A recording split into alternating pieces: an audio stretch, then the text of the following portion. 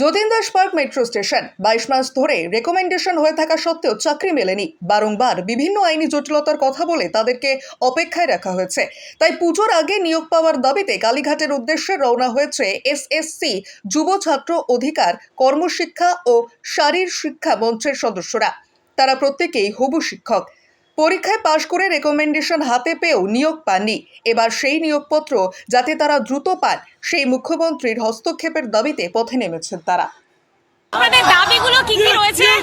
আজকে আমাদের কর্মশিক্ষা শারীর শিক্ষা দীর্ঘ 22 মাস হলো রেকমেন্ডেশন পেয়েছি। স্কুল অলরেডি স্কুল চয়েস হয়ে গেছে, কিন্তু আমাদের কোনো আইনি জটিলতা নাই।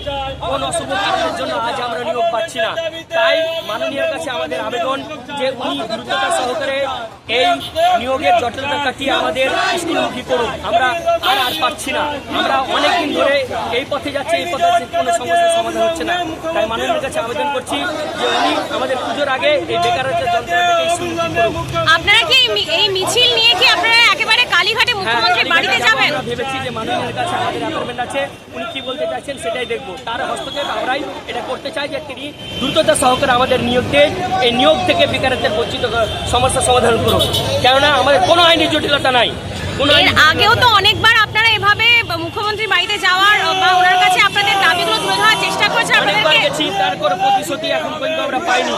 জানি না কেন নিয়ে আমরা এই 18 মাস ধরে বসে রয়েছি। আমাদের কোনো আইনি জটিলতা নয়।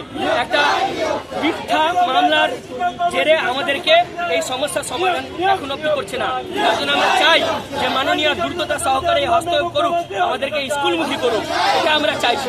আপনার নামটা ঝাটু হালদার, আমরা কর্মশিক্ষা শারীর শিক্ষার আমার নাম হচ্ছে ঝাটু হালদার। আমরা কর্মশিক্ষা শারীর শিক্ষার একজন রেকমেন্ডেশন প্রার্থী। আমরা 22 মাস ধরে রেকমেন্ডেশন পেয়েছি, কিন্তু তবু আমরা কি কারণ কি আপনাদের দাবি সেটা একটু বলুন। আমাদের মূলত দাবি যে আইনি জট প্রক্রিয়া তৈরি হয়েছে সরকারের মাধ্যমে, একমাত্র মুখ্যমন্ত্রীর হস্তক্ষেপ ছাড়া কোনোভাবেই সম্ভব নয়। তাই আমাদের মূল দাবি হচ্ছে মুখ্যমন্ত্রী আমাদের বিষয়টাতে হস্তক্ষেপ করুন। যে আইনি জটটা তৈরি হয়েছে সেটা একমাত্র সরকারের জন্যই। আমরা মূল দাবি করছি মুখ্যমন্ত্রী হস্তক্ষেপে আমাদের আইনি জটিলতা কাটবে, সেই জন্যই আমরা মুখ্যমন্ত্রীর দরবারে উপস্থিত।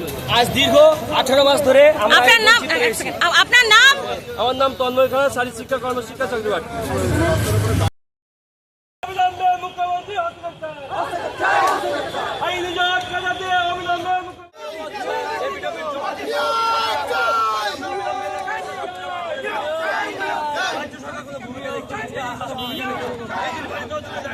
আরে দিদি